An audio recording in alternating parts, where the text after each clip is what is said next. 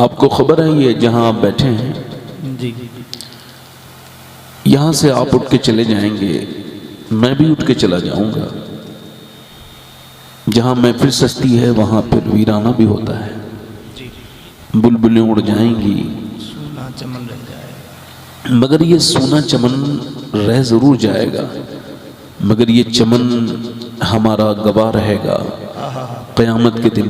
हुजूर फरमाते हैं ज़मीन का वो हिस्सा जिससे गुजरते वक्त या बैठते वक्त कोई मोमिन अल्लाह का नाम ले ले, अल्लाह का जिक्र कर ले, वो पड़ोसी अपने हिस्से पर ज़मीन के यानी पड़ोस वाले टुकड़े पर यानी एक खेत में अगर कोई कर ले तो उसके बराबर वाला खेत, वो कहता है कि आज मेरे ऊपर एक ऐसा अल्लाह का बंदा गुजरा था जिसने अल्लाह का जिक्र किया था। सुभान अल्लाह। अल्लाह ने आपको बाइक दी है, कार दी है, तो कार का शुक्र क्या है बाइक का? यही है कि जब नमाज कज़ा होने का वक्त होने लगे और आपके पास कोई सूरत ना हो कि कोई मस्जिद भी नजर नहीं आ रही है और पानी भी नहीं है, आपके पास गाड़ी में भी कोई पानी नहीं, तो आपने बस तयम्मुम वहीं पे कर लेना है और बाइक रोककर, कार रोककर और फिर उस सुनसान इलाके में अपने मालिक और रहीम के सामने झुक जाना है और आप वहां जाकर के कह देना है मालिक मेरे वालिदैन के पास, मेरे बुजुर्गों के पास गाड़ियां नहीं थी कि वो रोक के नमाज पढ़ें, मगर तूने मुझे दिया है तो मैं पढ़ रहा हूं। अगर शुक्र के 2-3 आंसू भी गिर जाएं तो सुभान अल्लाह, आप यकीन जाने आप उस जगह को भूल जाएंगे, मगर वो जगह कयामत के दिन आपको नहीं भूलेगी। भाई आप माइक क्या कर रहे हैं बार बार? अभी ठीक था थोड़ी देर पहले, फिर आपने वैसे ही कर दिया। एक जगह कर दें, एक जगह ठीक से कर दें, आवाज इनको आए। तो मैं अर्ज कर रहा था कि मुस्कुरा भी लिया करें, जैसे मुस्कुराने से बड़े बेनिफिट है, फायदे हैं। सबसे बड़ी बात तो यह कि इंसान का चेहरा खूबसूरत हो जाता है मुस्कुराने से। कुछ लोग इतने मनहूस होते हैं वो मुस्कुराते ही नहीं। अपने घर में जाएंगे तो बच्चे उन्हें देख के डर जाते हैं। हाँ, यानी इनके चेहरे अगर खूबसूरत भी हो तो बड़े भोंडे लगते हैं, और इंसान का चेहरा अगर देखने का खूबसूरत भी ना हो ना और उसकी आदतें अच्छी हो तो उसका चेहरा भला लगता है, खूबसूरत लगता है। हमारी बेटियां, हमारी बहनें बड़ी परेशान रहती हैं ग्लो के लिए, चेहरे पे खूबसूरती के लिए कि इस पे ग्लो आ जाए, चेहरा थोड़ा खूबसूरत हो जाए। लाखों करोड़ों अरबों रुपए का खर्च होता है, पूरी दुनिया में अरबों डॉलर खर्च होते हैं हर साल कॉस्मेटिक पर, फेसबुक, फेस वॉश पर, मगर कोई फेस वॉश इंसान के चेहरे को खूबसूरत नहीं बनाता। ये मैं नहीं कह रहा हूं, ये जदीद साइंस कह रहा है। कोई भी चेहरे को खूबसूरती में इजाफा कोई क्रीम नहीं करती, कोई पाउडर नहीं करता, कोई फेस वॉश नहीं करता। का फिर इंसान के चेहरे में 126 रगें हैं, रगें, मसल्स, ये तभी काम करती हैं, एक्टिव होती हैं जब बंदा मुस्कुराता है। सुभान अल्लाह। और ये मेरे हुजूर की सुन्नत है। आदमी अपनी बीवी को देख के मुस्कुराए तो इंशाल्लाह झगड़ा नहीं होगा। जी अपने बच्चों को देख के मुस्कुराए तो बच्चे रहम दिल हो जाएंगे। आप मेरी बात, मैं कोई हल्की बात ऐसे कहता भी नहीं हूं, और अब आपको बहुत जरूरी बातें बता रहा हूं कि अपनी जिंदगी में मुस्कुराइए, है ना? रोया करो अल्लाह के सामने, मुस्कुराया करो लोगों के सामने। अब लोग उल्टा करते हैं, रोते लोगों के सामने हैं और मुस्कुराते हैं मस्जिदों में और मुस्कुराते हैं कब्रिस्तानों में। इसी वजह से हाल यह है कि मुसलमान ने अपना जहां रोना था वो सीखा नहीं। याद रखो मेरे भाइयों, जब आपसे कोई ये पूछा करे आपका क्या हाल है तो अपना हाल ना बताया करो। हाल बता के तुम बेहाल हो जाओगे, तुम्हारी वो मजाक उड़ाएगा। गौसुल आज़म फरमाते हैं सबको हाल बताओगे तो बेहाल हो जाओगे, हाल उसे बताओ जो हाल बदल सकता है। वाह वाह वाह, है ना? माशाअल्लाह। तो जरा जिन लोगों को इतनी सर्दी नहीं लग रही हो, यानी इतना डर ना हो कि जैसे वो हाथ निकालेंगे लिहाफ में से या अपनी चादर में से तो निमोनिया होने का डर ना हो, वो जरा दोनों हाथ उठा के बोलो या रसूल अल्लाह, या रसूल अल्लाह। इससे जरा नींद भाग जाती है हाथ ऊपर कराने से ना, ये तो बड़ा अच्छा। ऐसे ऊपर नीचे हाथ करने से दिल भी मजबूत हो जाता है। जरा एक मरतबा और बोले या रसूल अल्लाह। अच्छे लोग हैं माशाअल्लाह। अल्लाह आपको सलामत रखे, खुशियाँ अता करे। हमारे शायर साहब ने बड़ा अच्छा पढ़ा और ये हमारे आज़म नवाज साहब रामपुरी, इनकी दावत पे, इनकी मोहब्बत में मैं इनके हुक्म पर आया। अल्लाह ताला इनको बरकतें अता फरमाए। आमीन। और हमारे खतीब अहले सुन्नत मौलाना कमाल सफ़ी साहब ने बड़ी अच्छी तकरीर आपके सामने की। अल्लाह उनको बरकतें अता करे। अगर आप कहें तो 2-3 शेर मैं भी पढ़ना चाहता हूँ, इस वजह से कि थोड़ा सा आप स्टार्ट हो जाएंगे ना तो फिर मैं तकरीर करूँगा इंशाअल्लाह। थोड़ा सा आपको सर्दी का मौसम है, थोड़ा सा आपको मेरा साथ देना होगा, तो इंशाअल्लाह हम लोग साथ साथ में मदीने पहुँच जाएंगे इंशाअल्लाह। सुभान अल्लाह। इजाज़त दो 2-3 शेर पढ़ दूँ? सुभान अल्लाह। हाँ पढ़ता हूँ। है सबा नबी से कहना, सुभान अल्लाह। जो मदीने को तू जाए,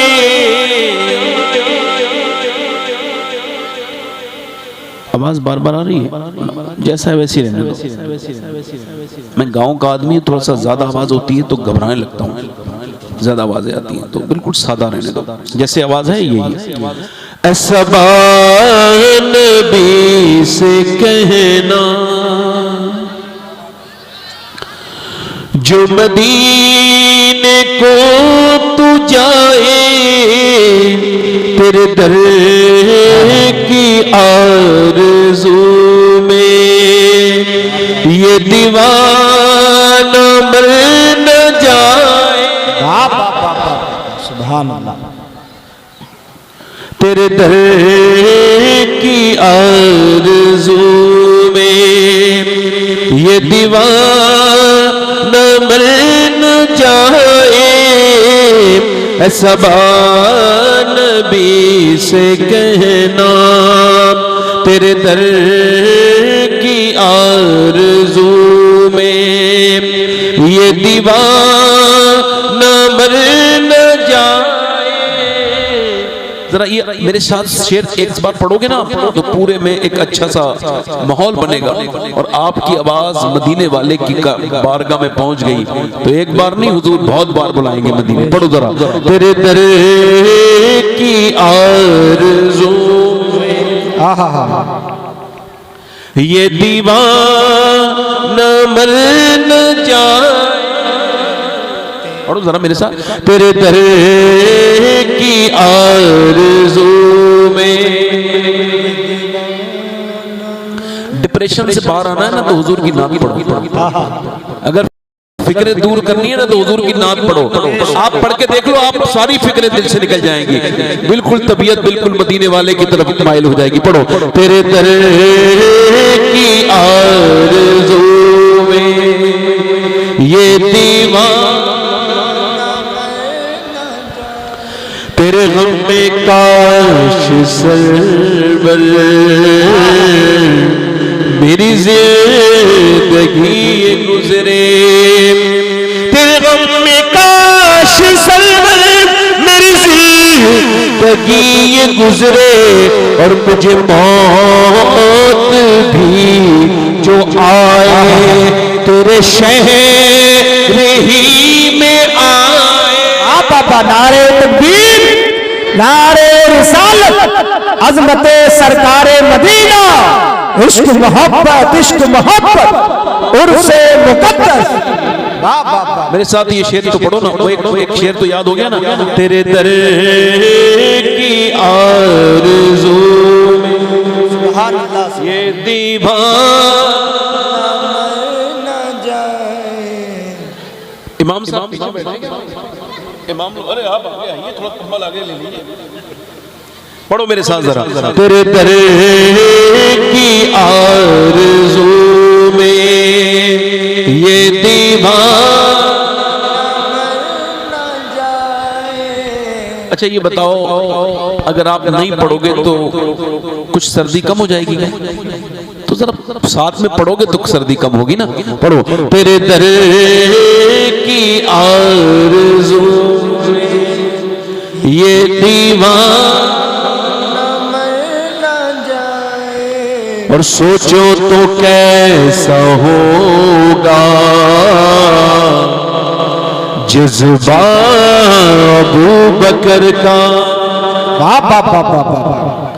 सोचो तो कैसा होगा जज्बा अबू बकर का, कांधों पे मुस्तफा को जो गार पे चढ़ाए।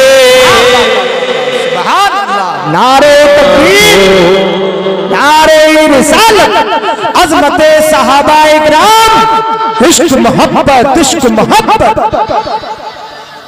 पढ़ो मेरे साथ। तेरे दर की आरज़ू में ये दीवाना मर न जाए। ये बताओ पूरी जिंदगी हम क्या सुनते चले आए हैं? बादल अंबिया बित्तहकीक सैयदना अबू बकर। अंबिया के बाद किसका मर्तबा सबसे बड़ा है? जल्दी बोलो, किसका है? हजरत सैयदना अबू बकर सिद्दीक। यही अकीदा साबर पाक का भी है, यही अकीदा सरकार ख्वाजा मोइनुद्दीन चिश्ती अजमेरी का भी है, यही अकीदा गौसुल आजम का भी है, यही अकीदा इमाम जाफर सादिक का भी है। मेरे कहने का मतलब यह है मेरे भाई, आज के ज़माने में अगर कोई किसी शरीफ में बैठ के कोई ख़राब बात कहे तो उसकी बात मानी नहीं जाएगी, चाहे कोई भी कितनी बड़ी खानका हो। मगर अबू बकर सिद्दीक की अगर बात इज्जत पे आएगी या फिर उनकी अफजलियत पे आएगी या इसलिए मसले अफजलियत में आएगी तो हम किसी खानका का ख्याल नहीं करेंगे कि वो कितनी बड़ी खानका में बात कही गई है या ये शोशा किसने छोड़ा है कि हजरत अबू बकर सिद्दीक के ऊपर ऐसा और वैसा और दुनिया की बातें इधर घुमा फिरा के बात करना। हम कहते हैं अगर आपके दिल में हजरत अबू बकर सिद्दीक रज़ी अल्लाह तआला अन्हु के बारे में वैसे ख्यालात हैं जैसे रावजियों के हैं तो आप खुल के कहें, खुल के सामने आए, क्योंकि अहले सुन्नत का कल भी अकीदा यही था और आज भी अकीदा यही है और इंशाअल्लाह सारे अहले सुन्नत का क़यामत तक यही अकीदा रहेगा कि हुजूर मेरे आका करीम सल्लल्लाहु अलैहि वसल्लम के यार हजरत अबू बकर सिद्दीक नबियों के बाद सबसे अफजल हजरत अबू बकर सिद्दीक। बेशक बेशक, सुभान अल्लाह, जिंदाबाद। चाहिए किसी भी खानका के किसी भी उर्स में बात हो जाए। वैसे भी अब उर्सों से नुकसान ज्यादा हो रहा है, फायदा कम हो रहा है। हकीकत है ना? बात सही है गलत? जल्दी बोलो, मेरी तरफ देखो, बात सही है गलत? उर्सों से फायदा कम है और नुकसान ज्यादा है। उर्स दुकानदारी के लिए लोग कहते हैं करवाते हैं, मैं नहीं कह रहा हूं, लोग कहते हैं। बुरा तो नहीं मान रहे हैं? बोले भाई दुकानदारी के लिए होता है। मैंने कहा कैसे? कहने लगे नमाज पे कोई जोर ही नहीं है, बस ढोल ही पिट रहा है, बस पीर मैं आपकी बात कर रहा हूं। मैं तो बात ये कह रहा हूं कि जैसा लोगों के यहाँ ख्यालात हैं आजकल चल रहे हैं। हाँ तो जरा मेरे साथ ये शेर फिर से एक मर्तबा पढ़ो। तेरे डर की आरज़ू में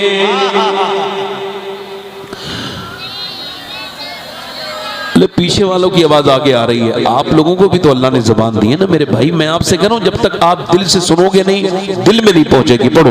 तेरे दर की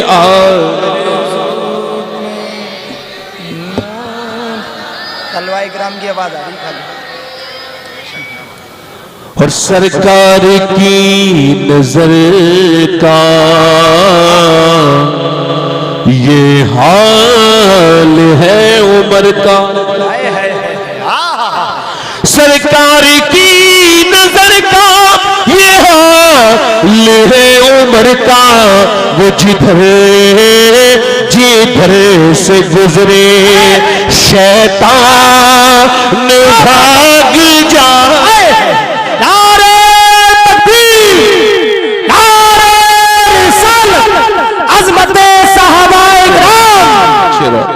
आप जरा बेदार हो गए तो एक शेर और पढ़ देता हूं। जिसे मुस्तफा दुआ दे। बस एक शेर और पढ़ता हूं फिर तकरीर शुरू करता हूं। जरा जोर से बोले सुभान सुभान।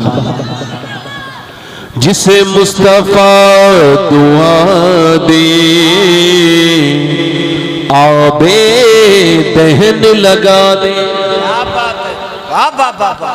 जिसे मुस्तफा दुआ दी आबी पहन लगा दे, फिर शेर वो खुदा का खैबर उखाड़ आए। जिंदाबाद जिंदाबाद, अल्लाह अल्लाह अल्लाह। चलो माशाल्लाह, आपने बड़ा अच्छा सुना। एक शेर अपनी बहनों की नजर, फिर मैं अपनी तकरीर शुरू करता हूँ। बस एक शेर, इजाजत है? पढ़ दूं? जैसे ये चचा जा रहे हैं, ऐसे जाएगा तो नहीं कोई? हाजी जी, हाजी जी, हाजी जी वापस आ जाएंगे इंशाअल्लाह। हाजी जी के दिल में तो बड़ी मोहब्बत होती है खुदा रसूल की, वो महफिल छोड़ के कहाँ जाएंगे। वैसे भी जिन घरों में हमें जा रहे हैं ना, उन घरों से तो हमारे बुजुर्ग निकाल दिए गए। घर वही है जहां हुजूर का जिक्र होता है। ये तो सराय खाने हैं, मुसाफिर खाने हैं। पहले दादा रहते थे, फिर बाप रहते थे, अब तुम रहते हो, फिर तुम्हारे बाद औलादे रहेंगे। हमारी बहनें आजकल बेचारी कहती हैं हम नमाज नहीं पढ़ पाते, है ना। बोले बच्चे पालने के चक्कर में ना, फिर नमाज के लिए टाइम। तो एक बात तो कान खोल के सुन ले, वो मेरी बहनें बेटियां, जो बेनमाजी औरत बच्चे पालती नहीं है बल्कि बच्चों को बिगाड़ती है।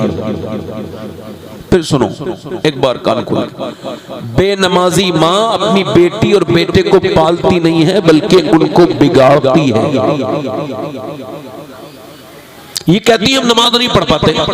ए भाई बात ना करो, एक मिनट खामोश इधर देखो। नमाज क्यों नहीं पढ़ पाते? कह लगी इस वजह से कि वो हमको सुबह को खाना बनाना होता है, दोपहर का खाना, शाम का, कपड़े धोते हैं, फिर हम अपने झाड़ू वगैरह लगाते हैं, और फिर हमें 10-15 मिनट गीबत भी करनी होती है, फिर 5-10 मिनट इधर उधर की बातें करके नाटक वाटक भी देखने होते हैं, तो नमाज के लिए टाइम नहीं निकलता। ऐसी मेरी बहनों की नजर। ये आखिरी शेर और फिर मैं अपनी तकरीर शुरू करता हूँ। बेटी वो मुस्तफा की कितनी अजीम तर है, मेरे मुस्तफा की बेटी कितनी अजीम तर है, जो ईशान में सर झुकाए और फजर में उठा।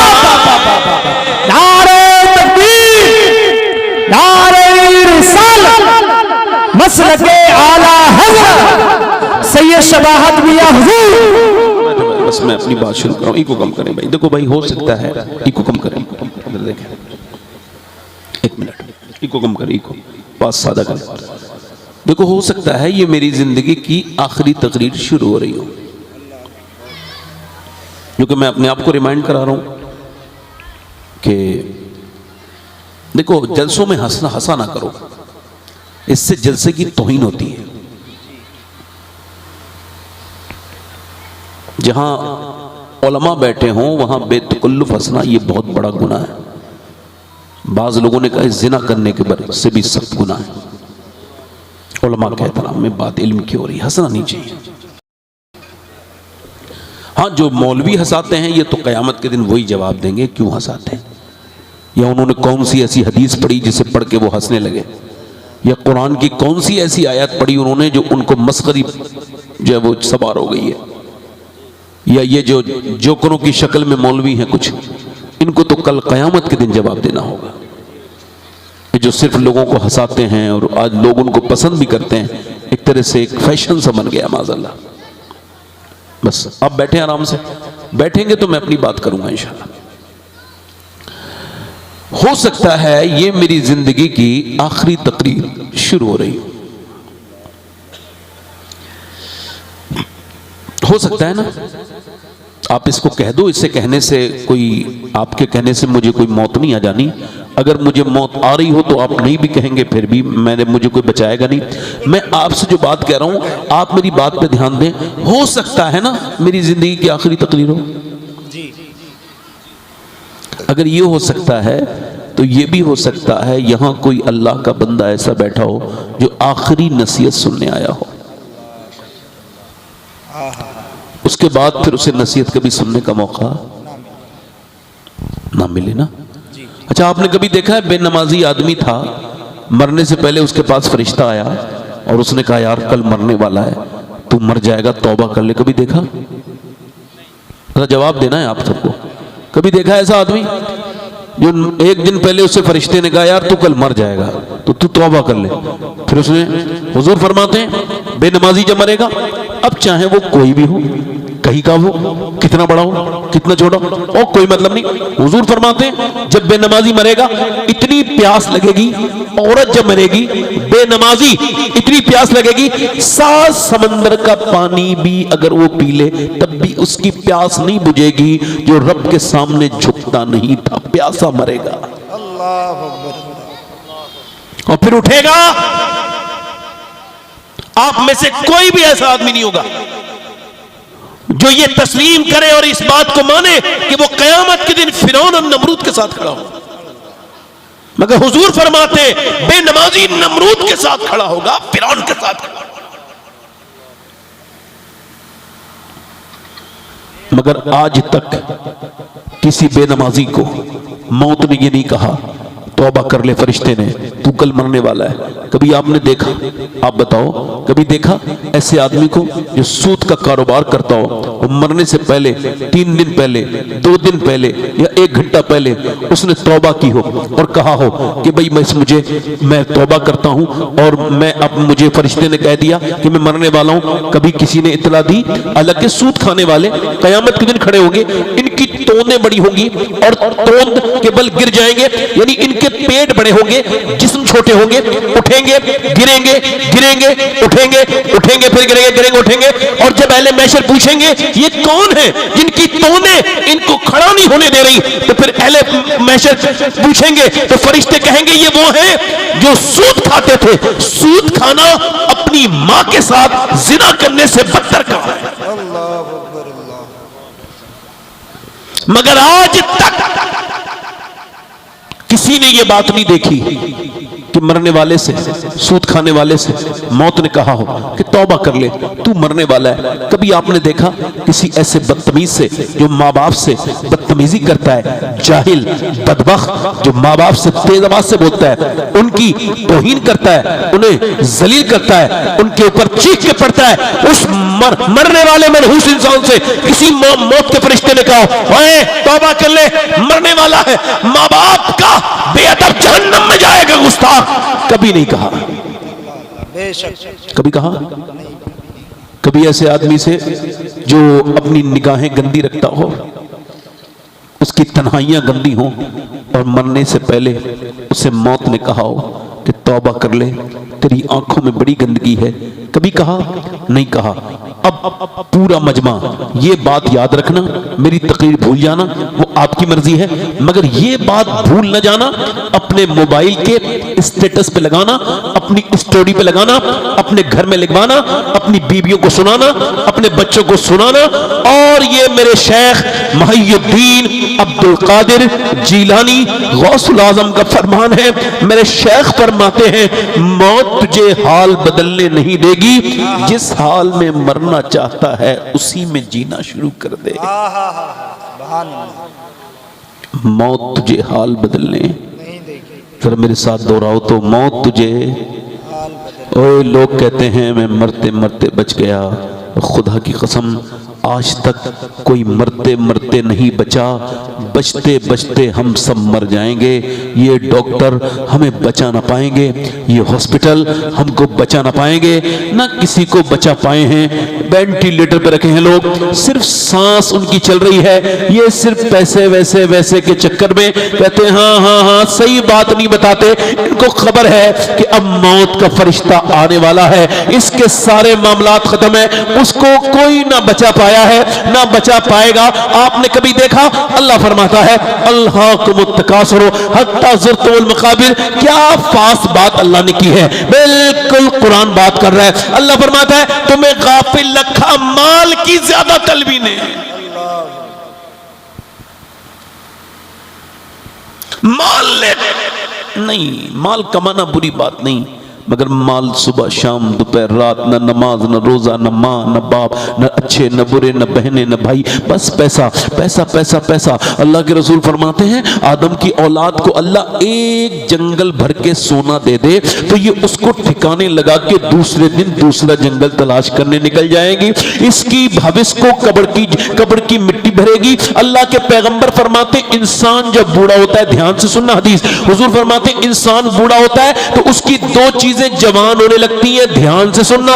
एक तो उसकी जिंदगी जीने की तमन्ना आरज़ू ख्वाहिश, दूसरा पैसे की हविस, ये दोनों जवान होने लगती है, जवान होने लगती है। लोग समझते हैं हमने पैसा बचा लिया, यानी प्लॉटिंग कर ली, मेरा एक प्लाट वहां है, एक प्लाट मैंने वहां खरीद लिया, एक प्लाट ये मेरा पैसा सेव हो गया, ये बच गया, ये मैंने इन्वेस्ट किया है, ये बैंकों में पैसा जमा कर लिया, ये ना मस्जिद को दिया, ना मदरसे को दिया, ना यतीम को दिया, ना परेशान को दिया, ना अपनी गरीब बहन की मदद की, ना गरीब भाई की मदद की, बस बैंकों में जमा किया तो ये पैसा बच गया। नहीं नहीं मेरे दोस्त, ये तेरा पैसा नहीं बचा है, ये जो तूने बैंकों में जमा किया है ये नहीं बचा, वो भी नहीं बचा तेरा पैसा।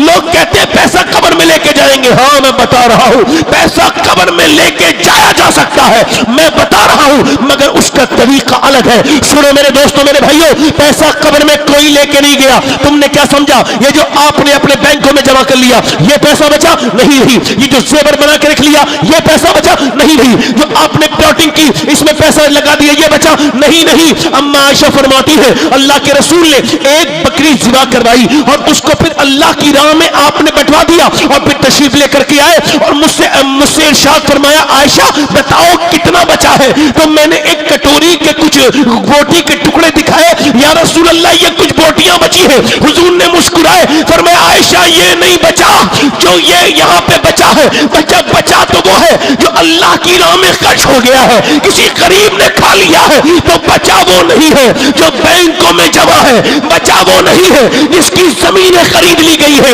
बचा वो नहीं है जिसके मियां जिसको बैंकों में जमा करके या जिसकी प्लॉटिंग कर दी गई है, बल्कि बचा वो है जो बहनों के आंसू पोंछने में काम आ गया है, बचा वो है जो अपनी माँ के ऊपर खर्च कर दिया है, बचा वो है जो यतीमों के काम आ गया है, बचा वो है जो मदरसे में लग गया है, बचा वो है जो मस्जिद में लग गया है। इंसान अपनी कब्र में पैसा लेके जा सकता है मगर साथ में तो नहीं लेके जा सकता, मगर अगर अल्लाह की राह में खर्च करेगा तो इसका पैसा कब्र में इससे पहले चला जाएगा। नारे तकबीर, नारे रिसालत, उर्से मुकद्दस।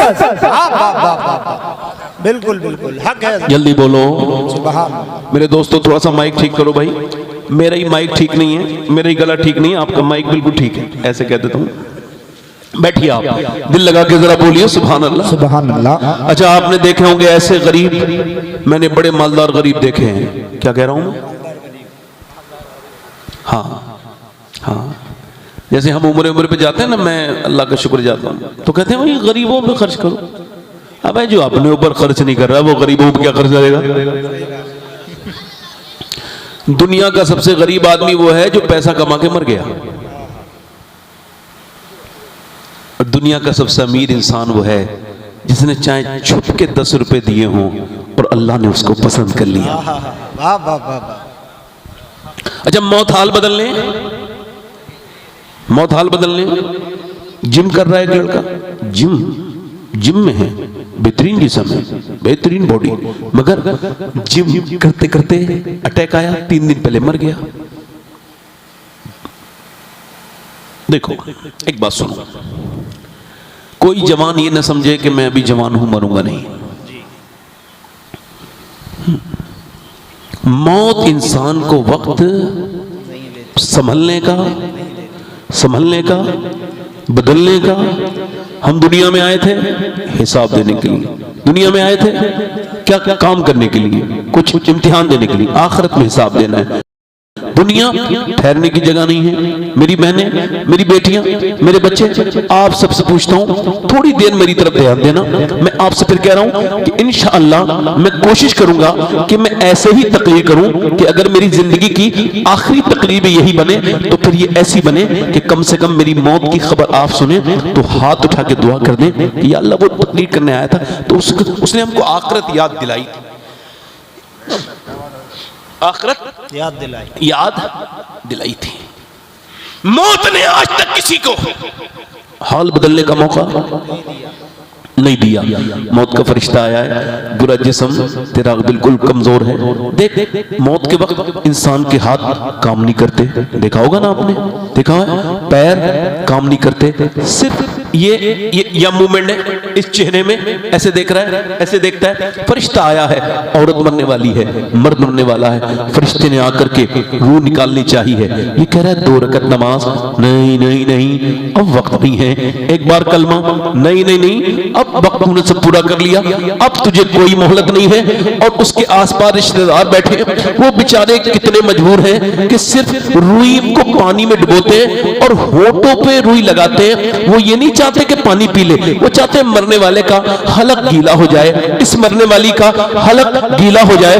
मौत किसी को हाल बदलने नहीं देती। बेनमाजी मर जाएगा, बेगैरत बेगैरती के साथ ही मर जाएगा, जिना करने वाला जिना करते करते मर जाएगा, माँ बाप को तकलीफ देने वाला सताने वाला इसी हाल में मर जाएगा, बेपर्दा औरत बेपर्दगी करते करते मर जाएगी, और फिर वो अल्लाह के सारे वादे देखेगी, वो आदमी अल्लाह के सारे वादे देखेगा। तो हुजूर ने फरमाया वो एक भी हर्फ इधर से उधर नहीं होगा, जो फरमा दिया वही हुआ है, जो फरमा दिया है वही हो करके रहेगा। 22 साल का नौजवान है, फिल्म देख रहा है दिल्ली में, थिएटर में फिल्म देख के बाहर निकला, बेहतरीन उसका जिस्म है, और उसने एक बाइक, उसके पास बाइक है, उसके पास उस बाइक को उसने तेजी के साथ चलाया और कानों में उसने गाना सुन रखा था, वो उसने एयरबड्स लगे थे और गाना सुन रहा था, और वो मुंह में गुटका लगा के तेजी के साथ चला। इतना भी उसको वक्त नहीं दिया मौत ने कि वो अपनी बाइक रोक लेता या फिर रुक जाता या ठहर जाता या कान का गाना ही बंद कर लेता, नहीं नहीं नहीं, अचानक उसका दिल घबराया और ऐसा साइलेंट अटैक आया कि वहीं पे ढेर हो गया। चेहरा वो पहले गिरा, बाइक बाद में गिरी, उसका वो चेहरा जिसे वो सैलून में जाकर के उसको देखता था, एक एक उसके दाग को, एक एक उसके चेहरे के दाग को, वो पूरा चेहरा उधड़ गया। सड़क के कंकरों ने उसके जिस्म का, चेहरे का बुरा हाल कर दिया। उसको उठा के लेकर के गए, उसके बाद पोस्टमार्टम हाउस में उसकी नाक में मुंह में यहीं से मक्खियां शुरू हो गई चलना। वो जो बड़े अपने आप को दावे करता था, वो जो अपनी रील डालता था, एकदम लाइक के फरमान शुरू हो जाते थे। आज कोई उसका फॉलोवर उसको बचा न सका, उसकी ये छोटी दुनिया, उसकी जनाजे तक भी खबर मौत की सुन के भी नहीं आई, उसके जनाजे को रख दिया गया और वो पोस्टमार्टम हाउस में लाइन में लगा हुआ है। अब जब उसका नंबर आया, पूरे जिस्म के कपड़े उतार दिए जाते हैं, चाहे मर्द मरे या औरत अननेचुरल मौत, इनके पूरे जिस्म के कपड़े उतार दिए जाते हैं। पहले छेनी और हथौड़ी से काटते थे, मगर अब छेनी और हथौड़ी से नहीं काटते, बल्कि अब वो उनके पास ग्लाइंडर है, वो उनके सर पे लगाएंगे, यहां से काटते हुए ले जाएंगे, पूरी खोपड़ी नीचे को उतार देते हैं। उसके बाद यहां से कर्रों से पूरी पसलियां काट के पूरा ये पूरा जिस्म खोल देते हैं पेट, और उसके बाद जो भी ऑर्गन्स उन्हें निकालने होंगे उसको निकालेंगे।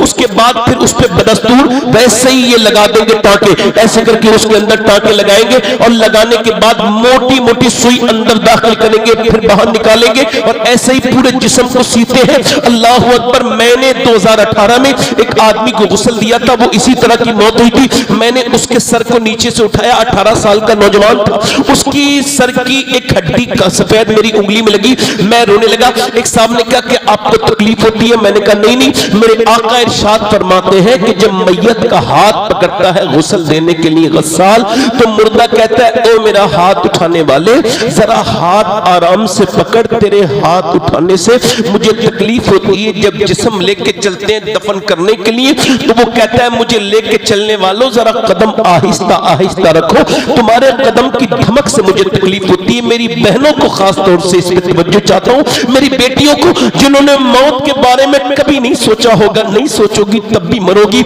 मैं अगर नहीं सोचूंगा तो भी मरूंगा, मरना तो सभी को है, मगर सोचो तो सैयदना ईसा अलैहिस्सलाम अपनी वालदा सैयदा मरियम की कब्र पे गए और जाकर के बोले मेरी अम्मी जान अब मैं मुर्दे जिंदा कर लेता हूँ अल्लाह के फजल से, तुम्हें देखने का दिल करता है, तुम कहो तो तुम्हें भी जिंदा करूं। अंदर से आवाज आई ना ना मेरे बेटे ईसा ऐसा न करना, जब मेरी रूह निकली थी तो मुझे इतनी तकलीफ हुई थी कि उसका एहसास मुझे अभी तक हो रहा है। मैंने उससे कहा मैं इस वजह से रो रहा हूं कि दिन रात सफर में रहता हूँ तो अपने मालिक से ये दुआ करता हूँ, मेरे करीम, मेरे रहीम, अपने करम से पोस्टमार्टम वाली मौत से बचा लेना। बस अपने महबूब के जलवों में, मदीने की गलियों में, हुजूर के गुंबद के करीब कहीं ईमान वाली मौत अता करना। ऐसी मौत न हो कि मुझे कलमा पढ़ने की मोहलत न मिले, ऐसी मौत न हो कि मुझे कोई सूद न हो, आराम से मौत हो, करम से मौत हो, तेरी रजा वाली मौत, तेरी खुशनुदगी वाली मौत। मेरे करीम आपको बताऊं, उसके जिस्म में टांके इधर उधर लगाए और फिर उसको बांधा काली पिन्नी में, फिर उसको भेज दिया। माँ रोई, है मेरे लाल, बहन रोई, है मेरे भाई, बाप रो रहा है, मेरी कमर टूट गई। मगर सबको एक जैसा दर्द नहीं होता। कुछ लोग कह रहे हैं हमारी दुकानें बंद हैं, बहुत देर हो गई, जल्दी चलो। मोहल्ले वाले कह रहे हैं पोस्टमार्टम से देर से आई थी लाश, जल्दी जल्दी ले। न किसी ने माँ के दर्द को समझा, उसके लाल को थोड़ी देर भी नहीं उठाओ उठाओ, उठ गए जनों से। माँ चीखती भी रह गई, रिश्तेदार चीखते भी रह गए, मगर मियाँ उसका जनाजा चल दिया। इस दुनिया से क्या तूने दिल लगाया है मेरे भाई? उसको दफन कर दिया गया और अल्लाह के रसूल फरमाते हैं अच्छा मिट्टी डाल दी जाती है। आपने देखा नहीं, बाप मिट्टी, भाई मिट्टी, सब मिट्टी, कहते हैं मिट्टी डालो, आज मिट्टी डाल दी, सबने मिट्टी डाल दी। अब अल्लाह के रसूल फरमाते मुर्दा कहता है ओ मुझे दफन करके जाने वालों, तुम्हारे साथ मैंने कितनी रातें गुजारी मेरे यारों, कैसे मैंने तुम्हारे पर रात रात बैठ के बातें करी, मगर आज की रात है कि ये मेरी कब्र की पहली रात है। एक रात तो मेरे साथ गुजारो, मगर कोई नहीं गुजारता। अल्लाह अकबर। हज़रत ज़ैद बिन साबित कहते हैं हुजूर की ऊँटनी बेकरार हो गई मदीने के एक मोहल्ले में, और फिर हुजूर की आंखों में आंसू। हमने अर्ज की या रसूल अल्लाह, ये ऊँटनी इतनी बेकरार क्यों है, इसकी आंखों से आंसू क्यों आ रहे हैं? सरकार की आंखों में भी आंसू थे। फरमाया अगर मुझे डर न होता कि तुम अपने मुर्दे दफन करना बंद कर दोगे तो मैं तुमको दिखाता, बताता नहीं, दिखाता कि कब्र का अजाब क्या होता है। मगर उधर देखो सामने जो कब्र है, उस कब्र के मुर्दे पर अजाब हो रहा है और उसकी आवाज मेरी ऊँटनी सुन रही है। इस वजह से ये जो है वो बेकरार हो रही है। अल्लाह के रसूल के गुलामों, मैं आप सबसे पूछ रहा हूँ, वो लड़का जो फिल्म देख के मरा था, जब उसकी कब्र में मेरे सरकार तशरीफ लाए होंगे तो उसने अपनी उन आंखों से हुजूर को कैसे देखा होगा जिन आंखों से वो गंदी फिल्म देख के मरा था? बताओ, उसने वो आंखें कैसे उठाई होंगी सरकारे दो आलम की तरफ? कल है दीदार का दिन, आज यहां आंख बेकार है। क्या होना है छुप के लोगों से किए, जिसके गुनाह वो खबरदार है। क्या होना है ले वो हाकिम के सिपाही आए, कुछ तैयार है। क्या होना है ओ मेरे दोस्त, ये आंखों जितने भी वीडियो तेरे मोबाइल पे प्ले हुए हैं, एक भी ऐसा वीडियो नहीं जो तेरे रब के इल्म में ना हो। मछली कितनी है, कोई गिन सका है समंदर की मछलियों को? मगर सुनो कि कहां कहां मछलियां हैं, मगर कोई एक भी ऐसी मछली नहीं जिसकी भूख अल्लाह न जानता हो, मेरे रब को इल्म न हो। कोई पेड़ से ऐसा पत्ता नहीं गिरा आज तक जो अल्लाह के इल्म में न हो। कोई चींटी के पैर के निशान ऐसे नहीं बने जो रब के इल्म में न हो। अगर ये तुम्हारी आंखें क़यामत के दिन तुमने फेसबुक में बर्बाद हो गए, तुम्हें यूट्यूब ने बर्बाद कर दिया, तुम 4-4 घंटे गंदी तस्वीरें, गंदी चीजें देख कर भी मुतमईन हो, ईमान है तुम्हारे पास, कैसे मरना चाहते हो? बताओ, ऐसे कि तुम्हारा ईमान खत्म हो जाए? नहीं नहीं, ऐसे तो नहीं मरना चाहोगे, तुमको ऐसे मरना भी नहीं चाहिए। क्योंकि हजरत सईदना जुनैद बगदादी का एक मुरीद है, मरने वाला है। आप उसके पास गए और क्या पढ़ रहे हैं? इधर देखो, कान खोल के सुनो, क्या पढ़ रहे हैं? कुरान। उसने कहा कुरान ना पढ़ो, मुझे कुरान से नफरत है। सब कहो माज़ अल्लाह, सब आवाज आनी चाहिए, सब कहो माज़ अल्लाह। किसका मुरीद है? गौसुल आजम के दादा पीर का मुरीद है, शेख अब्दुल कादिर जिलानी के। मगर क्या कह रहा है कि मुझे कुरान से नफरत है। फिर आपने थोड़ी देर के बाद कहा बेटे कलमा पढ़, कलमे से नफरत, इस्लाम से नफरत, मर गया। 40 दिन लगातार जुनैद बगदादी रोते रहे और 40 दिन के बाद उनको जो है वो ख्वाब में उसको देखा कि वो जा रहा है जहन्नम में, उसे जहन्नम के फरिश्ते घसीट के ले जा रहे हैं। आपने उससे पूछा तू क्या काम करता था जो तू बर्बाद हुआ? रोने लगा, हुजूर मेरे 3 गुनाह ऐसे थे जो आप नहीं जानते थे मगर मेरा रब जानता था। वो मेरे 3 गुना ये थे कि मैं नमाज कभी कभी छोड़ दिया करता था, और दूसरा गुना ये था कि अपने यारों की बातों में आके, अपने दोस्तों की बातों में आके मैं कभी कभी शराब पी लेता था, और तीसरा गुना ये था कि मेरी आंखें गंदी थीं, मैं दूसरों की बेटियों पे बुरी नजर डालता था। इस वजह से मरते वक्त मेरा ईमान छीन लिया गया। अब मेरी कोई सिफारिश नहीं कर सकता क्योंकि मैं बेईमान मरा हूं, मैं काफिर मरा हूं, मैं बर्बाद हो गया। कैसे मरना चाहते हो लोगों? पूछना चाहता हूं कैसे?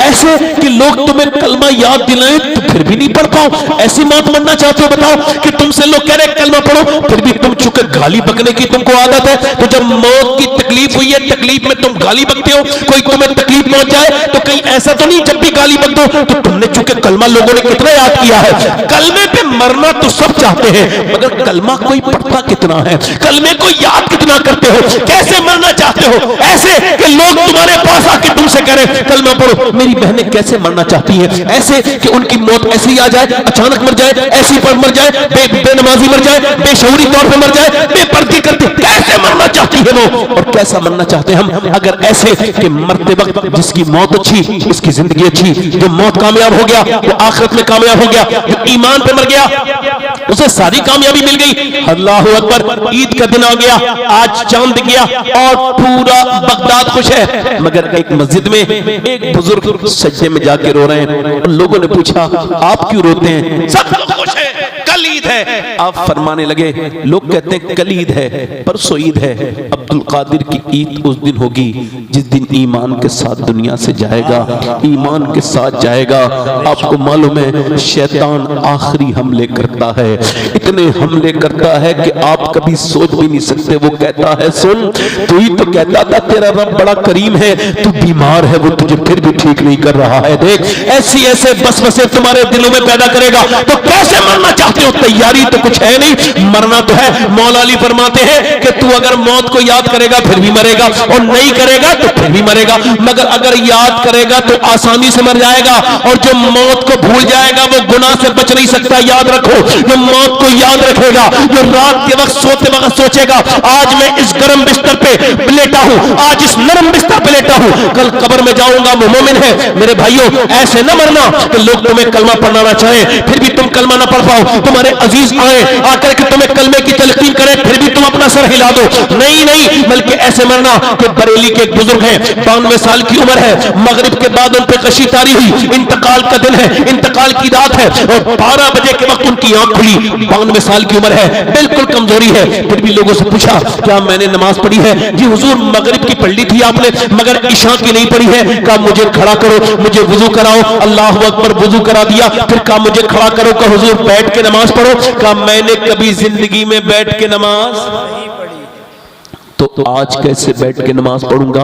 बैठ के नमाज नहीं पढ़ी बल्कि खड़ा कर दिया गया। अच्छा सुनो, हिलने की ताकत नहीं थी उस बुजुर्ग में, मगर फिर जब खड़े हो गए तो न जाने कहां से ताकत आ गई। आराम से रुकू, आराम से सजदा, आराम से कयाम, आराम से जलसा। 40 मिनट आखिरी नमाज पढ़ी बड़ी इत्मीनान के साथ और उसके बाद लेट गए। ये बातें आपने तो कभी ध्यान भी नहीं दी होगी। बाद में लेट गए और लेटने के बाद कहा लोगों मैंने किसी का दिल दुखाया हो तो मुझे माफ करो, मैं दुनिया से जा रहा हूं, चलो कलमा पढ़ो। शेख सादी कहते जब तू दुनिया में आया था तो हाल ये था कि तू रो रहा था, लोग मुस्कुरा रहे थे, मगर जाना तो इस हाल में जाना कि तेरी मौत पे लोग तो रो रहे हो मगर तेरे चेहरे पे मुस्कुराहट हो, तेरा चेहरा खिल गया हो। उस बुजुर्ग ने कहा भाई पढ़ो कलमा। अब तो 250 लोगों की आंखों में आंसू थे, सब पढ़ने लगे कलमा। उधर लोगों ने कलमा पढ़ा, बुजुर्ग कलमा पढ़ाते पढ़ाते दुनिया से चले गए और दुनिया को बता के ये गए चेहरा खूबसूरत हो गया, पहले से ज्यादा हुस्न में इजाफा हो गया। दुनिया से ये कह के गए लोगों देखो मैं ऐसे नहीं मर रहा हूं कि मुझे कोई कलमा याद दिलाए, बल्कि मैं तो भूले हुओं को कलमा याद दिला के जा रहा हूं। जब उस बुजुर्ग को दुनिया से जा रहे थे मियां, उन्होंने दुनिया को बताया कि ऐसे न मरो कि लोग तुम्हें कलमा याद दिलाए, बल्कि ऐसे मरो कि लोगों को तुम कलमा याद दिला के चले जाओ। उस अजीम हस्ती का नाम मुस्तफा रजा मुफ्ती आजम हिंद था। उन्होंने ही कहा था मेरे अमाल का बदला तो जहन्नम ही था, मैं तो चाहता मुझे सरकार ने जाने न दे। बाबा नारे तकबीर, नारे रिसालत, इश्क मोहब्बत, इश्क मोहब्बत। बाबा जरा दिल लगा के बोलो सुभान अल्लाह। और बोलूं 2-3 मिनट या खत्म कर दूं? बताओ जल्दी बोलो बोलो बोलो। कैसे मरना चाहते हो? ऐसे कि तुम मौत को कोई अच्छा इधर देखो, भाई रुको, हमारे यहाँ तो मरने वाले को भी नहीं बताया जाता तू मरने वाला है। डर जाएगा, क्या हो गया डर जाएगा? तो कम से कम कुछ तौबा तो कर लेगा ना जी। जब कोई ऐसे स्टेज पे आ जाए तो उससे कहो अब्बा अब तौबा करने लगो। जब कोई ये उसे छुपाओ मत, बच्चों को भी बताओ तुमको मरना है। अच्छा इधर देखो, हमारी कौम को देख के लगता है कि इसको मरने की कोई फिक्र है? आज तो जलसा हो रहा है, सारे दीनदार हैं, है ना? मगर जब हमारे यहाँ शादियां होती है तो खुल जाता है राज कौन कितना दीनदार है। सही बात है ना? इधर देखो, ए बेटा, बेटे बैठ जाओ।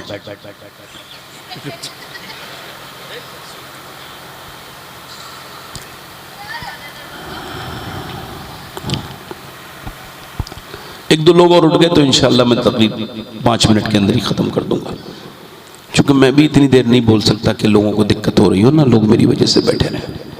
बस 5-10 मिनट और सुन लें।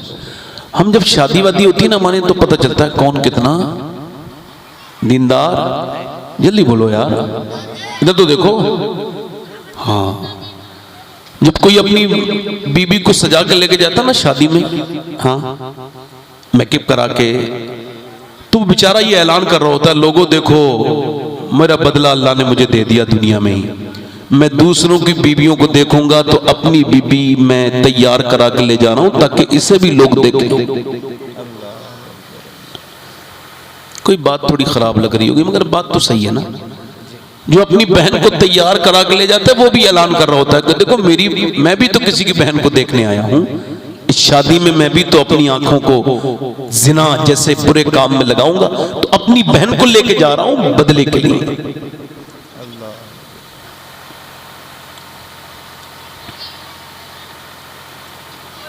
मुसलमानों की शादियां देख के अब घिन आती है, घिन। एक मौलाना साहब कह रहे थे मैं तो निकाह पढ़ाता नहीं, अपने शागिर्द से पढ़वा देता हूं। क्यों? कहने लगे जब जाता हूं तो मुसलमान बच्चियों के सरों तक पे दुपट्टे नहीं होते, छोटी छोटी बच्चियां 18-19 साल की बेटियां, उन्होंने तो बिल्कुल ही हद कर दी है। बूढ़ी माँ के ऊपर तो बुर्का और चादर मिलेगी मगर जवान लड़की बुर्का नहीं ओढ़ती। अभी तो नया फैशन चला है, छोटी छोटी बच्चियों को इंग्लिश लिबास बना रहे हैं लोग। बर्बादी आ रही है मुसलमानों तुम्हारी तरफ और मेरी तरफ, याद रखना। जो बच्ची 5-6 साल की उम्र में जीन्स पैंट पहनेगी वो बड़े होके कभी इस्लामी लिबास नहीं पहन सकती। इतने मॉडर्न ना बनो कि इस्लाम हाथों से निकल जाए। वो जो औरतें ऐसा करती हैं वो गुनहगार हैं। जो अपनी छोटी बच्चियों को नहीं समझाती, कयामत के दिन समझा, इनको हिसाब देना होगा।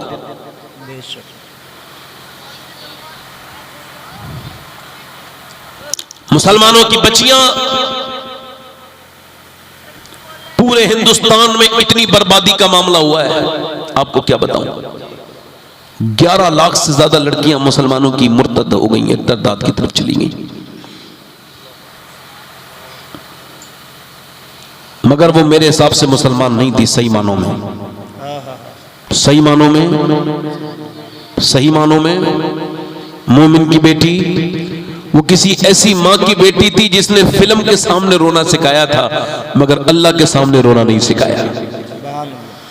जिसने उसे तमाशे दिखाए, फिल्में दिखाई, उम्रें गुजर गई मगर शादी नहीं की। हमने बड़े लोगों को देखा है थानों में अपनी बेटियों के सामने टोपी रखते हुए, बेटी हमारी इज्जत बचा ले, वो हमारे मजहब का नहीं है। वो कहती है ओ मेरे बाप बूढ़े, जब मैं जवान हो गई थी तब तो तूने सोचा नहीं मेरी शादी कर दे, अब क्या बात करता है, अब तो मैं बहुत आगे चली गई हूं, वापस नहीं आ सकती।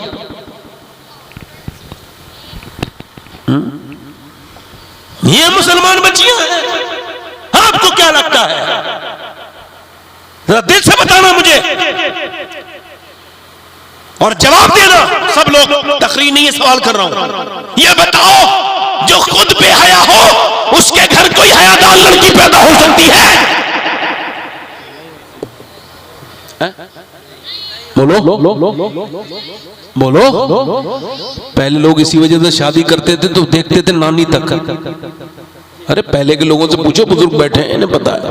रिश्तेदारी जोड़ने से पहले हिसाब लगवाते थे, नानी कैसी है, ठीक है, नानी का असर बेटी में आएगा, बेटी का असर नवासी में आएगा।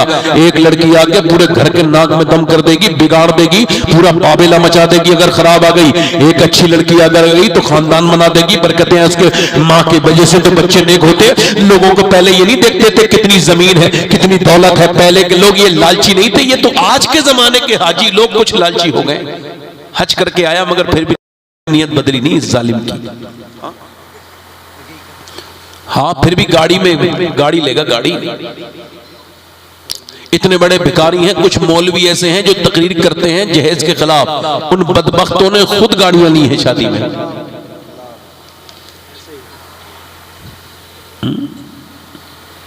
उधर मुसलमान लड़कियां गैर मुस्लिमों के साथ हैं। इसी जहेज वाली आफत की वजह से, इसी बदतमीजी की वजह से गरीबों की लड़कियां, गरीब सो नहीं पा रहा है। 2-3 लड़कियां हैं, उसकी जिंदगी हराम हो गया, डिप्रेशन हो गया, मर गया। और इस जलील रिवाज को जहेज वाले, इसको किसी ने रोक नहीं। कितनी लड़कियों की इज्जतें और उनकी जिंदगी आज भी बर्बाद है। और कोई जंगल के लोग नहीं करते, हम ही लोग कर रहे हैं बर्बाद। कयामत के दिन जवाब देना जहेज लेने वालों, तुम एक भी नहीं छोड़े जाओगे। सबसे तुमसे पुरछिछ होगी, सवाल होगा।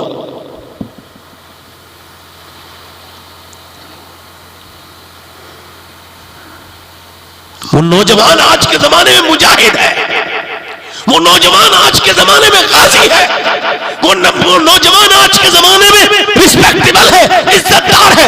मैं सैयद हूं मगर फिर भी उसका हाथ चूम सकता हूं। जो मुसलमान नौजवान ये इरादा करे कि भाई मैं जब शादी करूंगा तो ना तो फालतू काम करूंगा, ना कोई जहेज लूंगा। कोई उससे पूछे क्यों, क्या लगे इस वजह से कि मुझे अल्लाह से और इसके रसूल से उम्मीद है, दुनिया वालों से नहीं है।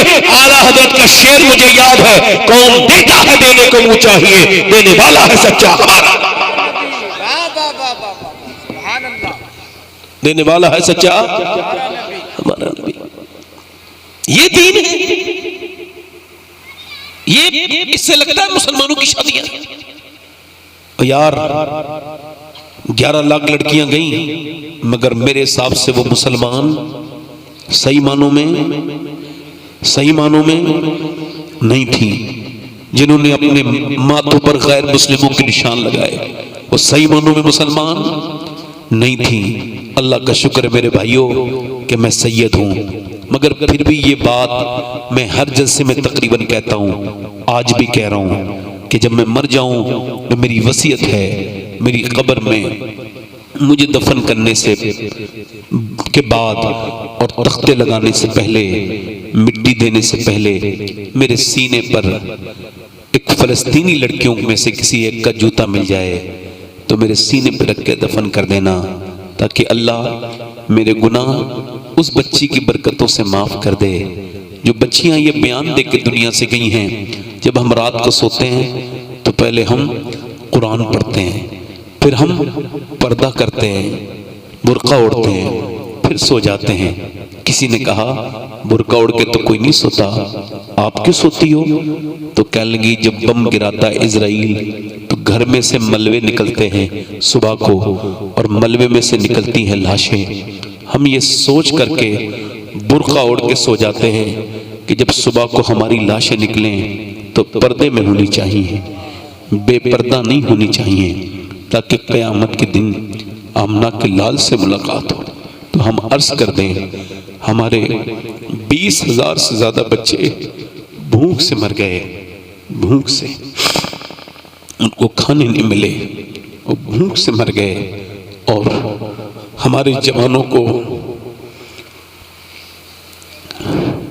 कफन नहीं मिला, मगर ए अल्लाह के रसूल, एक भी लड़की ने किसी यहूदी का हाथ नहीं थामा, अपना दीन का सौदा नहीं किया, बल्कि सारी लड़कियां, दुनिया की औरतें यही कह के चली गई फलस्तीन की, ए आमना के लाल, जब तक जान में जान रहेगी मस्जिद अक्सा पे कुर्बान रहेगी। वो मुसलमान नहीं है जो शादी, सही मानों में जो हुजूर को शादी के वक्त भूल जाए। सही मानों में मोमिन वो है जो शादी में भी हुजूर को याद रखे। इधर देखो, मेरी तरफ देखो, इधर देखो, एक हमारी शादियां हैं, एक आपकी शादियां हैं। यहीं बैठ जाओ बेटी, यहीं बैठ जाओ, यहीं बैठ जाओ। बस अब पैसे देने ना उठना, बस सुन लो, तुम्हारा नजराना यही है, मुझे सुन रहे हो इतनी रात में, ये नजराना है आपका मेरे लिए। मेरी बात सुनो, ये शादी शादी नहीं है भाई, एक हमारी शादी है जिसकी बुनियादी गलत रखी गई हो। उसमें बच्चे कोई नेक होंगे? उसमें तो झगड़े होंगे। शादी एक हमारे यहाँ होती है और एक हुजूर के यहाँ शादी हुई है। आसमान ने ऐसा खूबसूरत जोड़ा नहीं देखा, न जमीन ने ऐसा जोड़ा देखा जैसा अली और फातिमा का जोड़ा है। नबियों के बाद सबसे खूबसूरत जोड़ा अली और फातिमा का जोड़ा।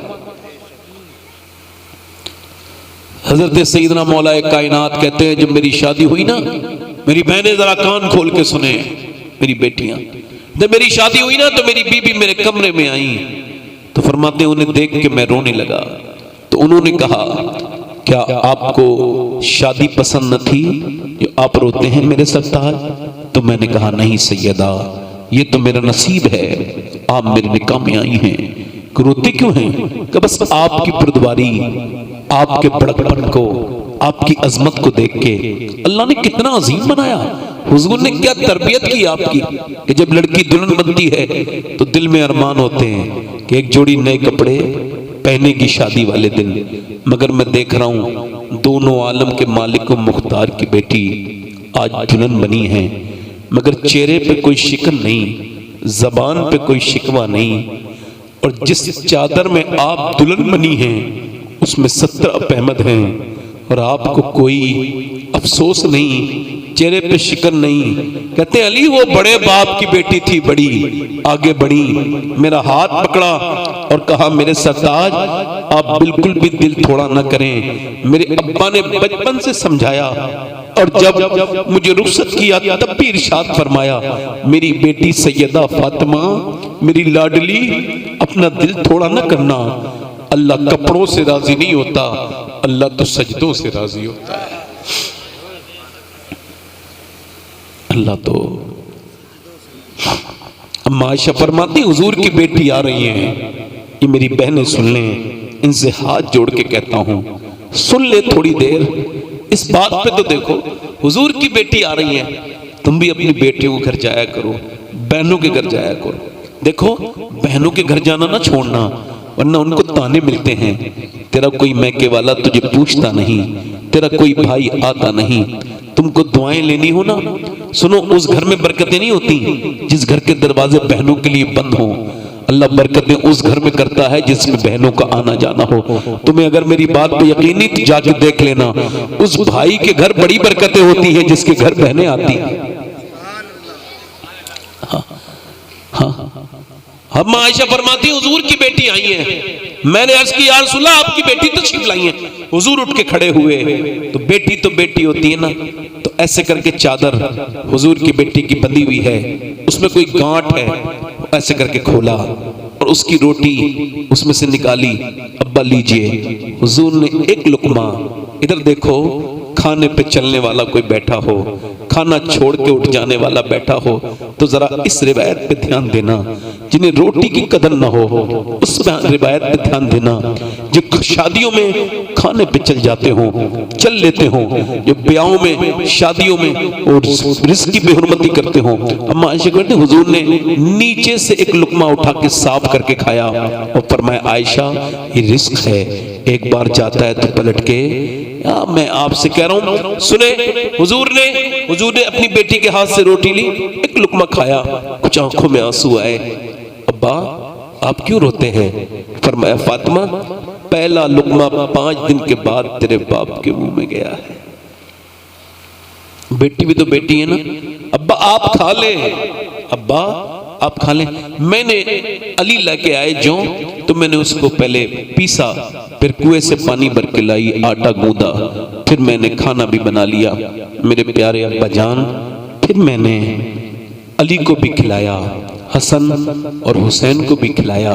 तो अब्बा मैंने नहीं खाया, मुझे पता था, मैं आपके पास लेके आ गई। मेरे घर में भी 5 दिन के बाद चूल्हा जला था। अब्बा मैंने सोचा पहले अपने अब्बा को खिलाऊंगी उसके बाद खाऊंगी। अल्लाह अकबर। आपके और मेरे पैगंबर कभी मदीने जाके देखना, रमजान के महीने में 20-20 लाख लोग, कितने 20 लाख लोग एक साथ इफ्तार करते हैं मेरे सरकार के दस्तरखान पे। अम्मा आयशा फरमाती हैं वो दिन मुझे याद है, हुजूर के पेट से 2 पत्थर बने हैं और दुआ फरमा रहे हैं। मैं करीब गई, देखो किसके लिए दुआ हो रही है, मेरे सरकार की। कहती मैं करीब गई तो फरमाती फिर मैं रोने लगी। किसके लिए दुआ हो रही थी? अबू बकर सिद्दीक के लिए नहीं, हजरत उमर के लिए नहीं, सैयदना अली के लिए, उस्मान गनी के लिए नहीं, फिर ये दुआ हो रही थी या अल्लाह मेरी उम्मत कभी भूखी ना रहे। यानी ये जो तकरीर कर रहा है ये भी इस दुआ में शामिल था। आप जो बैठे हैं ये भी दुआओं में शामिल थे। आपने कभी सोचा आप लावारिस नहीं हैं? अजीजुन अलैहि मा अनित्तुम हरीस। अल्लाह फरमाता है मेरा महबूब तुम पे कोई मशक्कत पड़ती है तो मेरे महबूब पर गिरा गुजरता है। उस सरकार को भूल के दुनिया में लग जाने वालों, एक दिन तुम्हें हुजूर को मुंह दिखाना है। आज कोई इतना किसी से प्यार नहीं कर सकता। ये बच्चे जरा खामोश हो जाओ बेटे, तुम शुरू से परेशान कर रहे हो बेटे, खामोश हो जाओ बेटे। बस 2 मिनट की बात और रखिए। दिल लग रहा आप लोगों को? लग रहा 2 मिनट और बोलो जरा, 2 मिनट 3 मिनट की बात है, जोर से बोलो और बोलो। मैं आपसे अर्ज कर रहा था मेरे दोस्तों, मेरे भाइयों, इधर देखो, मेरी बहनों से पूछो। दिल्ली में एक औरत ये यहाँ से बदायूं से हिजरत करके खातून दिल्ली गई और दिल्ली में तहज्जुद की नमाज में रो रही थी, हर रोज रोती थी। उस दिन बेटे ने देख लिया, आंख खुल गई, बेटे करीब गया, 8 साल का बच्चा था। माँ से कहा अम्मा क्यों रो रही है? तो माँ ने कहा मेरे लाल बात यह है मेरे हाथ पे कीड़ा चढ़ा था, मैंने हटा दिया। फिर मैंने सोचा मनो मिट्टी तले जब मैं जाऊंगी जैसी मुर्दे को रखा जाता है आसपास के कीड़े आना शुरू हो जाते हैं। मैं सोच रही हूँ आज तो कीड़ा हटा दिया, मेरे लाल कल मेरा क्या होगा? तो बेटा रोया, बोला अम्मा आप बड़ी हो, मैं छोटा हूँ, मैं मर गया तो मेरा क्या होगा? तो माँ ने कहा मेरे लाल चल तो सजदे में चला जा, अल्लाह कब्र के अजाब से बचाएगा। सजदे में जब बेटा गया तो माँ भी सजदे में जाके बोली मेरे करीम मेरे रहीम, मैं कमजोर हूँ, गुनहगार हूँ, मेरे पास कोई ताकत नहीं, मगर मेरे अजमतों वाले परवरदिगार मैं बेवा हूँ, ये मेरा यतीम बच्चा है, इसे यहाँ तक लाना ये मेरा काम था और इसे आगे कबूल कर लेना ये तेरा काम है। मालिक मेरे बेटा ऐसा रोना सीखा, जवान हो गया, माँ के साथ रोते रोते माँ का विसाल हो गया। दिल्ली में जाकर के देखो 750 साल तकरीबन गुजर गए, बादशाहों की कब्रें ढूंढोगे, उनकी बीवियों की कब्रें, शहजादियों की कब्रें, मुगलों की बीवियों की कब्रें तो तुमको मिलेंगी नहीं, मगर जो रात को रोती थी उसका मजार 3 बीघा जमीन में अकेली का बना हुआ है और हर हफ्ते बुध के दिन उसके मजार पे मेला लगता है। उसका नाम सैयदा जुलेखा अल-मारूफ माई साहिबा है। करीम में उसके बेटे का भी मजार है। बादशाहों की कब्रें तो ढूंढोगे फिर भी नहीं मिलेंगी, मगर उसके बेटे का मजार पे रोज मेला लगता है। उसके बेटे का नाम निजामुद्दीन महबूब इलाही है। तो जब माँ दिल्ली वाले की सजदा करती है तो बेटा महबूब इलाही बन जाता है, निजामुद्दीन हो होता है तो महबूब इलाही बन जाता है। माँ जब सजदा करती है कलियर वाले की तो अलाउद्दीन होता है तो साबिर कलियर बन जाता है। जब माँ नमाज पढ़ती है, माँ नमाज पढ़ती है जब मोइनुद्दीन चिश्ती की तो बेटा गरीब नवाज हिंदू वली बन जाता है। जब माँ नमाज पढ़ती है अब्दुल कादिर जीलानी की तो बेटा गौसुल आजम बन जाता है। जब माँ नमाज पढ़ती है करबला के हुसैन की तो हुसैन कहते हैं मेरी माँ आप जब सजदा करती थी मदीने में तो रात को सर झुकाती थी और फजर में उठा लेती थी, मगर हुसैन जब सजदा करेगा करबला के मैदान में तो सजदा करेगा करबला के मैदान में, उठाएगा क़यामत के मैदान। वाह वाह वाह वाह वाह, सुभान अल्लाह, वाह वाह वाह। ये तो माँ को बोला है। अब मेरी बेटियों को, मेरी बहनों को इस पे गौर करना है, मेरी बेटियों को, मेरी बहनों को, कि अब उनको कैसे बच्चा जहन्नमी बनाना है तो तुम्हारी मर्जी है। दिखाओ उसको मोबाइल, रोने पर दे दो। बच्चे मोबाइल देख देखते खाना खा रहे हैं, ये बर्बाद हो जाएंगे, इनके मैदे बर्बाद हो जाएंगे, दिमाग बर्बाद हो जाएंगे। कल तक जो बच्चा मोबाइल देख के चुप जाता था, मोबाइल लेके अब वो मोबाइल छीन के रोने लगता है। आदत किसने डाली? माँ ने डाली। बर्बाद किसने किया? बोलो इधर देखो, किसने बर्बाद किया? माँ ने। बस हजरात, चूंकि सर्दी का मौसम है, सर्द मौसम है, मेरे दोस्तों, मेरे भाइयों, मुझे काफी टाइम हो गया, 1.25 घंटा होने वाला है। आखिरी बात आपसे कर रहा हूं, बस आखिरी बात। देखो, मैंने आपसे बहुत सी बातें कर ली, एक आखिरी बात ये, अगर माँ बाप जिंदा है ना तो इनको राजी कर लेना। हाँ, आजकल ये बीमारी बड़ी बढ़ रही है। मैंने कई मौलाना लोगों को तकरीर करते देखा है, बीबी का अपना हक है, बीबी अपनी जगह है। मैं मानता हूं बीबी का हक है, मगर माँ से क्या कंपेयर कर रहे हो? इधर देखो, आज के इतने बड़े बड़े जाहिल लोग मिलेंगे आपको, बीवी से डर के अपनी बीबी की अम्मी को कहेंगे अम्मी जान, और अपनी अम्मी से बात जाहिल नहीं करता। ये बेवकूफ, बेगैरत। अपना बाप करीब में बात नहीं करेगा और ससुर को जाके कहेगा अब्बू जान। अबे जिसका खुद का अब्बा जिंदा हो वो दूसरे को अब्बा अब्बा बना रहा है। यही बात है, अल्लाह से जो नहीं डरता वो बीवी से भी डरेगा, कुत्ते से भी डरेगा, बिल्ली से भी डरेगा, चूहे से भी डरेगा। और जो अल्लाह से डरेगा ना ससुर से डरेगा ना सास से डरेगा, बस अल्लाह डर की वजह से तो कह रहा है। तेरा दिल थोड़ी चाह रहा है कहने को, ये तो हमें ही पता है तेरे अंदर डर बैठा हुआ है। मेरी बीवी नाराज हो गई यार मेरे आदमी, ओ यही तो बात है मेरे भाई। और आपको बता रहा हूं ये बेवफाई का दौरा है और तुम सब, तुम्हारे सामने फ्यूचर पड़ा है। अल्लाह तुम्हें लंबी उम्र दे। कभी भरोसा करना, ट्रस्ट करना, यकीन करना तो जरा एक मालूमात जरूर करवा लेना, उसके बाद भरोसा करना, वरना तुम्हें धोखा ही मिलेगा। क्योंकि अगर ये किसी पे भरोसा और यकीन करो, किसी से लेनदारी देनदारी करो, तो देख लेना कि ये अपने माँ बाप का वफादार है कि नहीं। क्योंकि जो माँ के साथ वफादार नहीं कर सकता वो दुनिया में किसी के साथ जो माँ बाप का नहीं हो सकता वो किसी और का। इस सिलसिले में मैं इंशाअल्लाह ताला फिर आपके सामने कभी तकरीर करूंगा माँ बाप की अजमत पर। आज बस इतना ही कि अपने रब को राजी कर लो। मेरे भाइयों, मेरे दोस्तों, इधर देखो, मेरी बहनों, मेरी बेटियों, अल्लाह को, अल्लाह बड़ा करीम है, माफ करने वाला है। हुजूर ने इरशाद फरमाया, एक आखिरी हदीस है, ये बात आखिरी है और हदीस आखिरी है, इसके बाद कोई हदीस नहीं। बस आप जरा ध्यान से मेरी बात को सुने। एक आदमी है, उसका नाम है किफल है, उसका नाम है किफल। एक रात में वो एक नई लड़की के साथ जिना करने का आदी है। हदीस शरीफ हुजूर बयान कर रहे हैं। वो एक लड़की के साथ जिना करता है। एक दिन वो एक लड़की उसके पास आई तो वो रोने लगी। तो उसने कहा, रोती क्यों है? क्या तुझे पैसे नहीं मिले? कहा, पैसा सब कुछ थोड़ी होता है, ईमान भी कुछ होता है। क्या मतलब?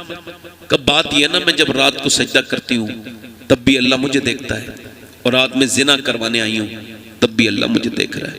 कहा, रोती क्यों है? कहा, बस इस वजह से रो रही हूँ कि मैं अपने रब से कह रही हूँ, मेरे करीम, मेरे रहीम, बेपनाह ताकतों वाले, तू बेहतर जानता है कि तेरी बंदी ने कभी जिना नहीं किया, मगर मेरे बहन भाई भूखे हैं। अगर ये भूखे न होते तो मैं कभी जिना न करती, कभी मेरे मालिक परवरदिगार कभी ये गुनाह न करती। हुजूर फरमाते वो ऐसा रोई, ऐसे सच्चे आंसू थे उसके कि उसका दिल धुल गया जो रोज जिना करता था। बोला ले मैं तुझे अपनी बहन बनाता हूं, तूने मेरी जिंदगी बदल दी, मेरा दिल बदल दिया, ले पैसे ले। वो सारे पैसे लेके चली गई। ये सजदे में गिरा और बोला मालिक एक रात आई थी, हाथ तक नहीं लगाया, और मैंने तो कितनी लड़कियों की इज्जत लूटी है, अगर मेरे जैसा गुनहगार कोई नहीं, तेरे जैसा करीम भी कोई नहीं। फिर वो कहता है मालिक, अर्ज करता है ये बता करीम मेरे रहीम परवरदिगार, तेरी तो पूरी कायनात है, सब तेरे हैं, जमीन तेरी, आसमान तेरे, नबी तेरे, मगर मेरे तेरे सिवा कौन है मेरे करीम, मेरा कोई नहीं है। और जैसी वो रोया, रोते रोते उसकी जान निकल गई, मर गया, उसे कोई उठाने नहीं आया। पूरी रात गुजर गई, दिन कोई नहीं आया। जनाजा कौन उठाएगा? जानी आदमी का जनाजा उठाएगा? जब कोई नहीं आया, अल्लाह ने फरिश्तों को भेजा और मोटे मोटे लफ्जों में इसके दरवाजे पे लिख के गए फरिश्ते, इन्नल्लाह कद गफर अल किफल, ये जो किफल है इसकी अल्लाह ने मगफिरत फरमा दी है। क्यों? क्योंकि ये अल्लाह के सामने क्या किया था? रोया था, सिलेंडर किया था। हाथ उठा के बताओ आप में से कितने लोग ऐसे हैं जो हुजूर के नाम पे जान दे सकते हो? दोनों हाथ उठा के बताओ। जो जान दे सकता है कुछ भी कर सकता है ना, कुछ भी कर सकता है ना।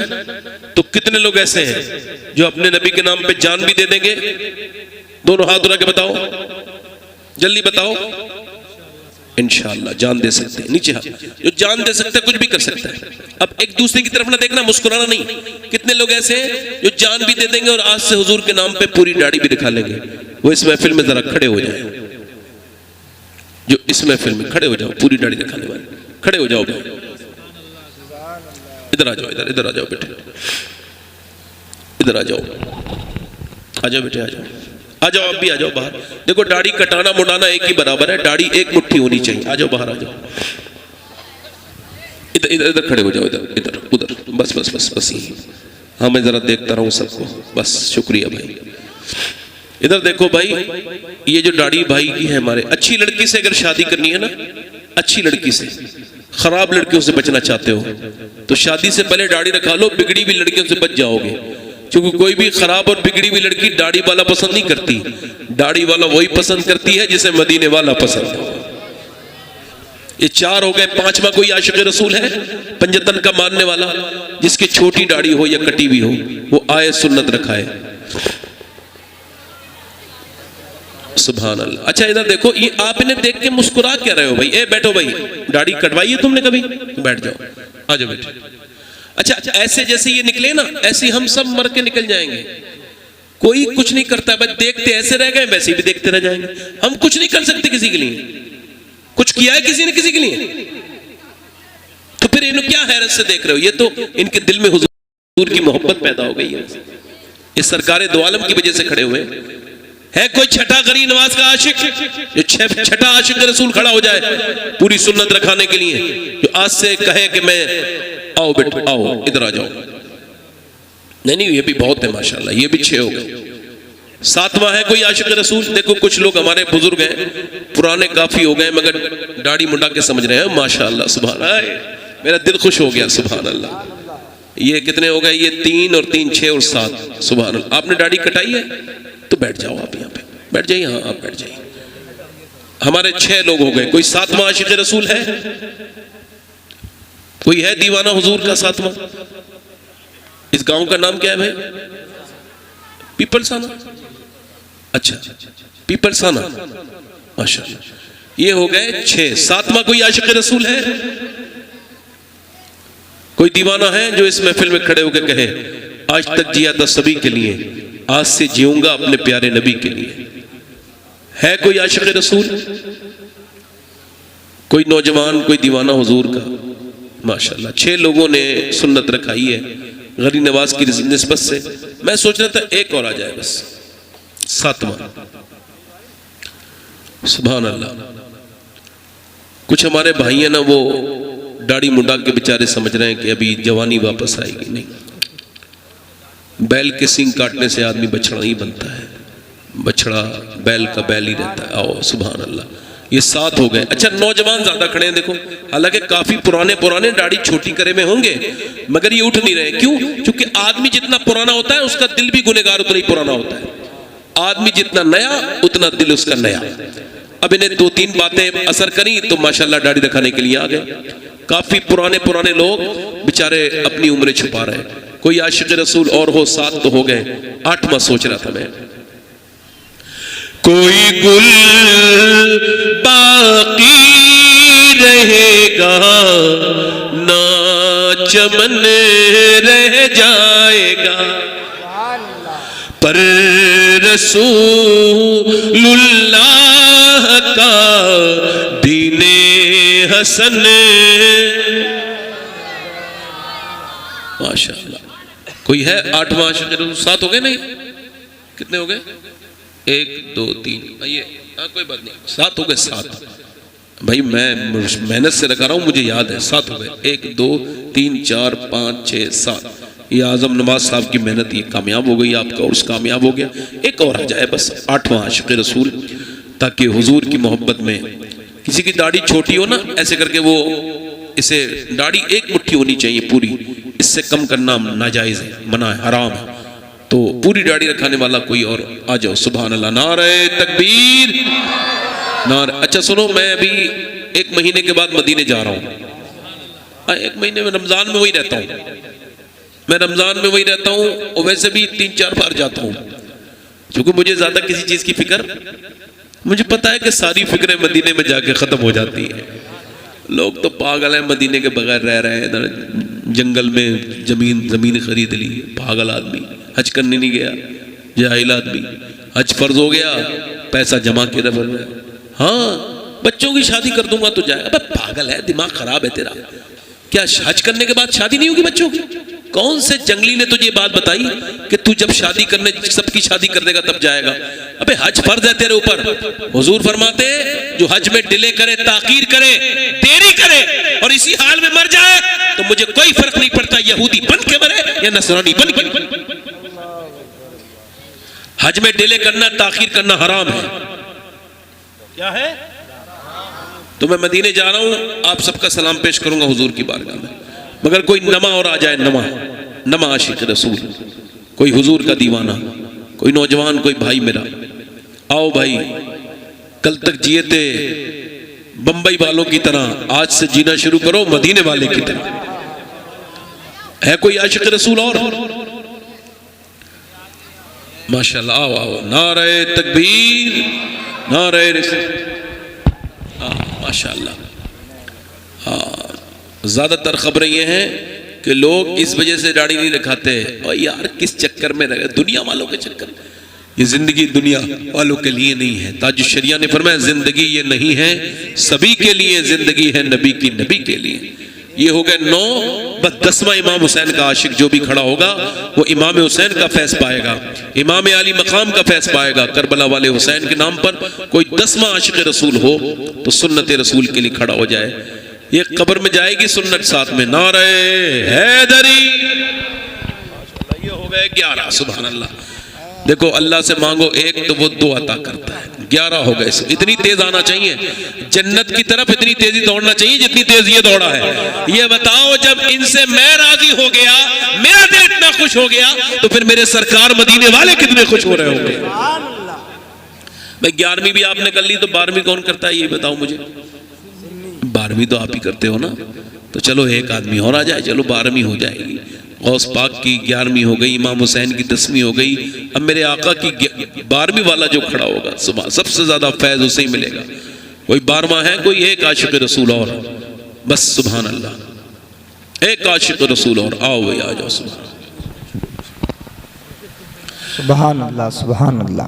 नाम शाने जहां मिट जाएंगे लेकिन यहाँ हश्र तक नामो निशाने पंजतन रह जाए। ये 12 हो गए। मेरे साथ वादा करो इंशाअल्लाह, मेरे साथ दोहराओ इंशाअल्लाह। यहीं पे खड़े रहो, मैं वादा करते हैं इस महफिल में उलमा के सामने आज के बाद न दाढ़ी कटेगी न मुंडेगी। मैं ज़रा दुआ कर दूँ आपके लिए, आप ज़रा आमीन करना। करीम मेरे रहीम, रात का वक्त है, बादशाहों ने दरवाजे बंद कर दिए, तेरी रहमतों के दरवाजे खुले हैं। या अल्लाह तेरे बंदे खड़े हुए हैं इस रात में, इस सर्द मौसम में तेरे नाम पर, इन्हें इस्तकामत अता फरमाना, इनका साथ देना मेरे करीम, इन्हें इस्तकामत अता फरमाना मेरे रब। मेरे फजल करने वाले मेहरबान रब, यतीमों और मिस्किनों को नवाजने वाले, इनको इस्तकामत अता फरमाना, इनका साथ देना मालिक, इन्हें नेक बनाना इंशाअल्लाह इंशाअल्लाह इंशाअल्लाह इंशाअल्लाह। बैठ जाए, बैठ जाए। हुजूर की आंखों की ठंडक क्या है बोलो? सुभान अल्लाह। भाईजान हमारे कह रहे हैं मैं इतने लोगों में मैं जहेज नहीं लूंगा शादी में। सुभान अल्लाह। अब मैंने कहा था मैं हाथ चूम लूंगा, मैंने हाथ चूम लिए हैं। सुभान अल्लाह। ऐसे आदमी के हाथ चूम लेने चाहिए जो इस जमाने में ऐसी नीयत रखे। सुभान अल्लाह। वो औरत, वो लड़की कितनी नसीब वाली होगी जो इनके निकाह में आएगी। सुभान अल्लाह। मैं ये नहीं कहता कि आप गरीबों में से शादी करो, शादी कहीं से भी करो, मगर जहेज ना लो। शादी आपकी मर्जी है, गरीब में से करो अमालदार में, मर्जी आपकी, मगर जहेज ना मालदार से लो ना गरीब से लो इंशाअल्लाह। हुजूर की आंखों की ठंडक क्या है बोलो? दोनों हाथ उठा के बोलो इंशाअल्लाह। अपनी बहन बेटी को पर्दा कराएंगे इंशाअल्लाह। दोनों हाथ उठा के बोलो इंशाअल्लाह। ऐसी शादियों के बाइकाट करो जिन शादियों में नाच हो, गीत, डीजे हो, बेपर्दा औरतें जाएं। जहां शादी का वो गेट हो ना, गेट वहीं दुपट्टे रख दो। जैसे ही कोई औरत आए बगैर दुपट्टे के, फौरन दुपट्टा को बहन लो, जरा दुपट्टा ओढ़ लो, एकदम जलील हो जाएगी। क्यों दे रहे हो? क्यों दे रहे हो? तो कह देना इस वजह से कि हुजूर ने फरमाया है मुसलमान औरतों को पर्दे में रहना चाहिए। अभी वो बिहार के मुख्यमंत्री ने वो एक मुसलमान लड़की का नकाब खींच दिया। अरे बड़ा बावेला, मुसलमानों को बहुत बुरा लगा। अच्छा लगना भी चाहिए भाई।